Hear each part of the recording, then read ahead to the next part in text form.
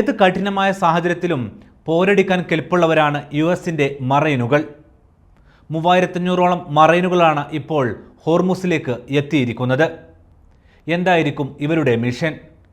ഇപ്പോൾ നടക്കുമെന്ന് പറയുന്ന ഈ ചർച്ചയ്ക്കുള്ളിൽ എന്തെല്ലാം നീക്കങ്ങൾ ഈ മറൈനുകൾ നടത്തും? എന്തെല്ലാമാണ് അവരെ ഏൽപ്പിച്ചിരിക്കുന്ന ദൗത്യം?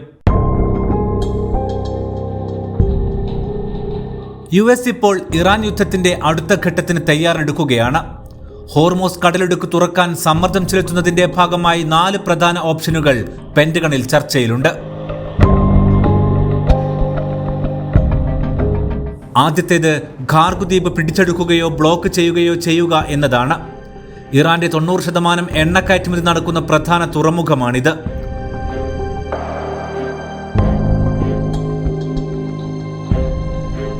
രണ്ടാമത്തേത് ഹോർമോസ് കടലിടുക്കിലെ ലാരക് ദ്വീപ് പിടിച്ചെടുക്കുക.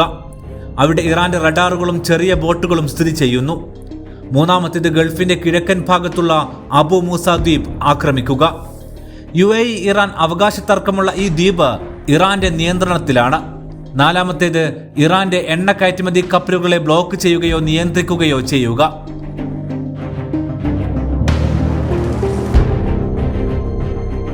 ഇതിലേത് നീക്കം നടന്നാലും ആഗോള വിപണിയിൽ അതിന്റെ പ്രത്യാഘാതമുണ്ടാകും. ഇതിനൊപ്പം ഇറാന്റെ 450 kilogram highly enriched uranium stock പിടിച്ചെടുക്കാനുള്ള പദ്ധതിയും ചർച്ചയിലുണ്ട്. ബോംബ് ചെയ്ത ആണവ സൗകര്യങ്ങൾക്കിടയിൽ മറച്ചുവെക്കപ്പെട്ട ഈ സ്റ്റോക്ക് വായുവിലൂടെ ആക്രമിച്ച് നശിപ്പിക്കാനുള്ള ഓപ്ഷനുകൾ ഇതുവരെ വിജയിച്ചിട്ടില്ല.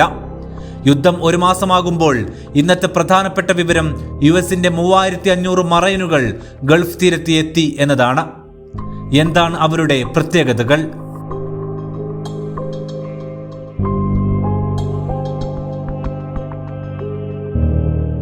US മറൈനുകളുടെ 31ാം മറൈൻ എക്സ്പെഡിഷണറി യൂണിറ്റ് ഏകദേശം 2200 മുതൽ 2500 വരെ മറൈനുകളുമായാണ് ഗൾഫിൽ എത്തിയിരിക്കുന്നത്. USS ട്രിപ്പോളി എന്ന America class അംബിബിയസ് assault ഷിപ്പിലാണ് ഇവരെത്തിയത്.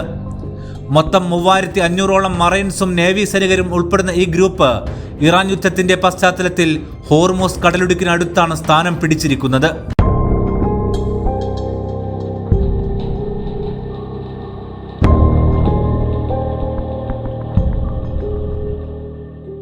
യുഎസിന്റെ marine corps ലോകത്തിലെ ഏറ്റവും പരിശീലനവും വേഗത്തിൽ പ്രതികരിക്കുന്നതുമായ സൈനിക യൂണിറ്റുകളിൽ ഒന്നാണ്.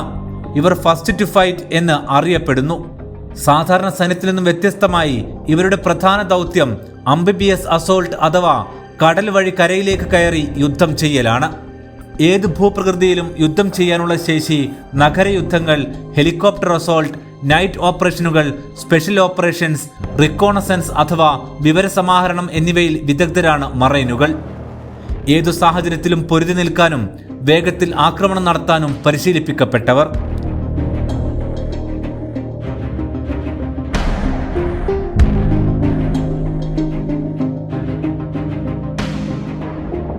ഇവരെത്തുന്ന USS ട്രിപ്പോളിയും ഒരു വലിയ അംബിബിയസ് അസോൾട്ട് ഷിപ്പാണ്. ഇത് ഒരു മൊബൈൽ യുദ്ധത്താവളം പോലെ പ്രവർത്തിക്കും. ഷിപ്പിന്റെ ഫ്ലൈറ്റ് ഡെക്കിൽ F-35B സ്റ്റെൽത്ത് ഫൈറ്റർ ജെറ്റുകൾ, MV-22 ഓസ്പ്രേ ടിൽറ്റ് റോട്ടർ ഹെലികോപ്റ്ററുകൾ, CH-53 ഹെവി ലിഫ്റ്റ് ഹെലികോപ്റ്ററുകൾ എന്നിവ സജ്ജമാണ്.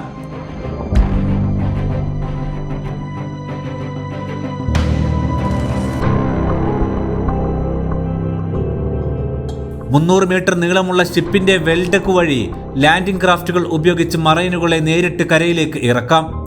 അതായത് കപ്പലിന്റെ പിറകുവശത്ത് ഒരു പൂൾ സൃഷ്ടിച്ച് അതിൽ കടൽ വെള്ളം കയറ്റി ബോട്ടുകൾക്ക് അതിവേഗം പോവുകയും തിരികെ എത്തുകയും ചെയ്യാം. ആധുനിക കമാൻഡ് സെന്റർ, ആശുപത്രി സൗകര്യങ്ങൾ, വലിയ സംഭരണശേഷി എന്നിവയും ഇവക്കുണ്ട്. ഫലത്തിൽ ഒറ്റയ്ക്ക് നിന്ന് ഒരു ചെറിയ യുദ്ധം നയിക്കാൻ കഴിവുള്ള ഷിപ്പാണ് ട്രിപ്പോളി. ഇറാൻ യുദ്ധത്തിന്റെ പശ്ചാത്തലത്തിൽ ട്രിപ്പോളിയും മറൈനുകളും ഹോർമോസ് കടലിടുക്ക് സുരക്ഷിതമാക്കാനും ആവശ്യമെങ്കിൽ ഇറാന്റെ തീരപ്രദേശത്തോ ദ്വീപുകളിലോ ലിമിറ്റഡ് റെയ്ഡുകൾ നടത്താനുമാണ് സ്ഥാനം പിടിച്ചിരിക്കുന്നത്. ഇത് യുഎസിന് കരയുദ്ധ ഓപ്ഷനുകൾ തയ്യാറാക്കാനുള്ള നീക്കമായി വിലയിരുത്തപ്പെടുന്നു. എന്നാൽ ഈ ഓപ്ഷനുകൾ നടപ്പാക്കാൻ വലിയ വെല്ലുവിളികൾ യുഎസ് നേരിടേണ്ടി വരും. ഖാർഗ് ദ്വീപിൽ US നീക്കം മുൻകൂട്ടി കണ്ട് ഇറാൻ കുഴിബോംബുകൾ വിന്യസിച്ചും സൈനികരെ സ്ഥാപിച്ചും മാൻപാഡ്സ് അഥവാ തോളിൽ തൂക്കി ഉപയോഗിക്കാവുന്ന സർഫേസ് ടു എയർ മിസൈലുകൾ ഉൾപ്പെടെയുള്ള എയർ ഡിഫൻസ് ശക്തിപ്പെടുത്തിയിട്ടുണ്ട്. ദ്വീപ് പിടിക്കാൻ വലിയ തോതിലുള്ള സൈനികരുടെ എണ്ണം ആവശ്യമുണ്ട്. US ഉദ്യോഗസ്ഥരും വിദഗ്ധരും മുന്നറിയിപ്പ് നൽകുന്നത് ഭൂപ്രകൃതി, ലെയേർഡ് ഡിഫൻസ്, ആത്മഹത്യാ ആക്രമണ സാധ്യത എന്നിവ കാരണം വലിയ തോതിലുള്ള ആൾനാശം ഇരുവശത്തും ഉണ്ടാകുമെന്നാണ്. യുഎസിന്റെ ടോമാഹോക്ക് മിസൈലുകൾ ഉൾപ്പെടെയുള്ള ആധുനിക സ്റ്റോക്കുകൾ വേഗത്തിൽ കുറയുന്നത് ട്രംപിന് മേൽ സമ്മർദ്ദം സൃഷ്ടിക്കുന്നുണ്ട്. ഇതിനിടയിലാണ് കരയുദ്ധത്തിന് കോപ്പ് കൂട്ടുന്നതും.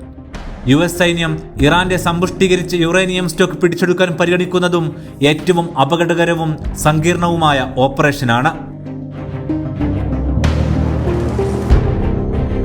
ഇറാൻ ഏകദേശം 440 കിലോഗ്രാം 60% സമ്പുഷ്ടീകരിച്ച യുറേനിയം സംഭരിച്ചിരിക്കുന്നു എന്നാണ് US ഇന്റലിജൻസ് വിലയിരുത്തൽ. ഇത് ആണവായുധ നിർമ്മാണത്തിന് മതിയായത്ര അടുത്ത നിലയിലുള്ള മെറ്റീരിയലാണ്. ഇസ്ഫഹാൻ, നദാൻസ്, ഫോർദോ തുടങ്ങിയ ആണവ കേന്ദ്രങ്ങളിലെ ആഴത്തിലുള്ള തുരങ്കങ്ങളിലോ പിക്കാർഡ്സ് മൗണ്ടൻ പോലുള്ള ഗ്രാനൈറ്റ് ബങ്കറുകളിലോ ഇവ മറച്ചുവെക്കപ്പെട്ടിരിക്കുന്നു എന്നാണ് വിലയിരുത്തൽ.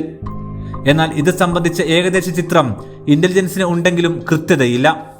യുറേനിയം എടുക്കാൻ സ്പെഷ്യൽ ഫോഴ്സ് റെയ്ഡ് ആവശ്യമാണ്. വ്യോമാക്രമണം മാത്രം മതിയാകില്ല. അതുകൊണ്ടുകൂടിയാണ് പ്രത്യേക പരിശീലനം ലഭിച്ച മറൈനുകൾ ഇവിടേക്ക് എത്തുന്നതും. യുറേനിയം കണ്ടെത്തി തിരികെ എടുത്തു പോവുക എന്നുള്ളതാണ് US കാണുന്ന ദൗത്യം. ഇതിൽ മറ്റൊരു വെല്ലുവിളിയും ഉണ്ട്. യുറേനിയം ഹെക്സാഫ്ലോറൈഡ് ഗ്യാസ് രൂപത്തിലാണ് ഇറാൻ സംഭരിച്ചിരിക്കുന്നത്. ഗ്യാസ് ലീക്കായാൽ ചുറ്റും ഗുരുതര സാഹചര്യമാകും. ഇതിനാൽ ട്രൂപ്പുകൾക്ക് special radiation protection gear, shielding, real time radiation monitoring എന്നിവ ആവശ്യമാണ്. ഇവ സൂക്ഷിച്ചത് വിവിധ സ്റ്റീൽ സിലിണ്ടറുകളിലാണ്.